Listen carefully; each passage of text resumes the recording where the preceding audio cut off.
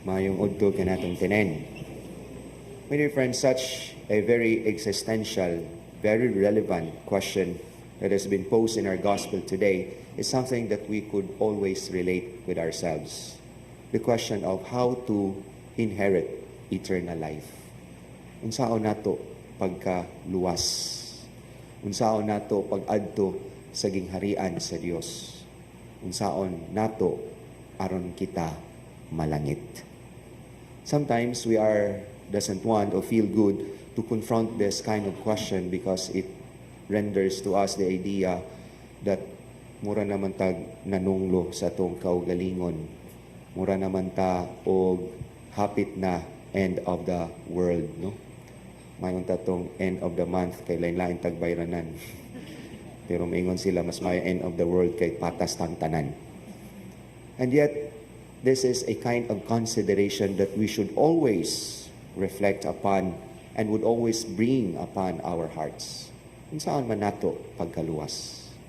More than of the many existential questions that bother us at this very moment or even in the distant future, but this must be the very ultimate question that we should always consider. But the second question is, unsaon, how can we inherit eternal life? And such is the question that confronted Jesus by this man who asked him about this, exactly on how to inherit eternal life. And the gospel tells us three important points and three important things. The first one is that to follow the commandments of the Lord, to obey the commandments of the Lord, because this would lead us to self-fulfillment, and nothing that God obeys would lead us to our own disadvantage, that would lead us to our own destruction, but it would lead us to self-fulfillment. And yet, it is not that after all. And yet, that is never enough. Because the man said that I have done this since my youth. No? Ako ning gihimo.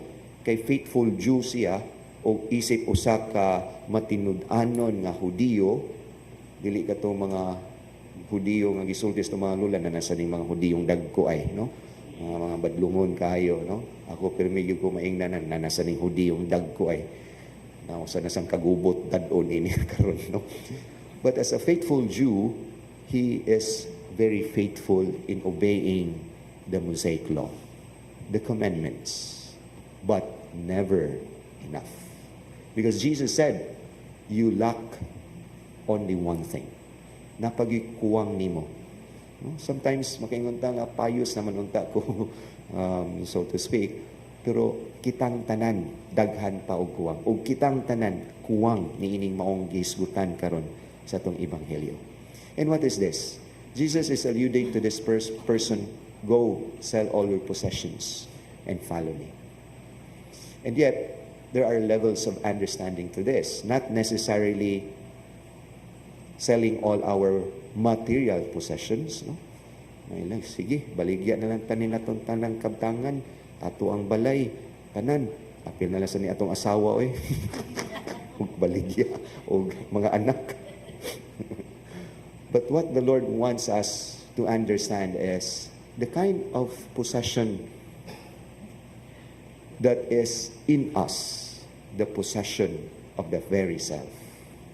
After all, the possessions that we have, the material things, are just attachments. But the very possession that could be in counter of achieving eternal life is the self. So also, that the self is the only thing that we can achieve eternal life. It's either that it helps us or it is a kind of an obstacle. If we are more than of the self, then we are not selling our possessions. For we are much concerned of the self, we are much concerned of our own image to others, of our own account in the social media, no? Nga mas maayo, nga mas managhan kaysa mugamay. And we are very much concerned of the self-egoistic tendencies, aggrandizing tendencies. and we are rich in the eyes of God. Bisag way so datong bulsa, pero kung ato ang kasing-kasing ingon ana, dato ta sa mata sa Ginoo o dili ta makasulod sa iyang gingharian kay dato ta. But what it makes to be poor in the eyes of God is to let go of the self. Spiritual poverty that is in contrast to wealth of what the gospel is telling us is the total dependence on God, not on who we are, not of our possessions, of not the people whom we know, but spiritual poverty is to rely solely on the Lord, nga atong agad ang tanan sa Ginoo, labi na sa iyang gugma, because the love of God suffices, and that what makes us to be poor. And all the more, not only in relying on God, but building love in our own lifetime. That is how we can be rich, poor in the eyes of God, not rich in material things, but rich in the kingdom of God. Nga, ang ato ang buhaton dili lang nga mulikay tagsala, apan mubuhat sadta, muhimo sadta, we build this life of love, a love in our lifetime, building love in our lifetime. Natinod, naamid tayo sa atanan, pero nibuhat batag, nihigugma bata? Are we building love in our lifetime? Silang taglikay-likay og sa, pero wa ta mo higugma, di gihapon ta malangit. Bisan og daghan tag sa, apan nibuhat, nimugna ta. We are building love in our lifetime. Then we are poor in the eyes of God and rich in His kingdom. And thirdly, mingon ang atong ebanghelyo karon. And there was a dilemma that who can be saved? It's so very difficult. It's just easy for a camel to enter a needle's eye than for a rich person to enter into the heavenly kingdom. Jesus' words here in the gospel is a very comforting one.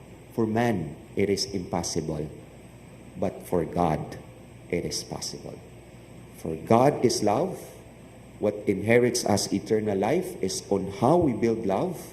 And the God who loves us is a God who would let us enter into His kingdom, which seems to be very impossible if we are only talking about human endeavors and human realities. And therefore, the Lord reminds us that to inherit the kingdom of God, it's not just enough to follow the commandments, but build love. And after all, we have built love. We are still insufficient. But do not discourage. For after all, what is impossible for us, God can make it possible for us. Amen.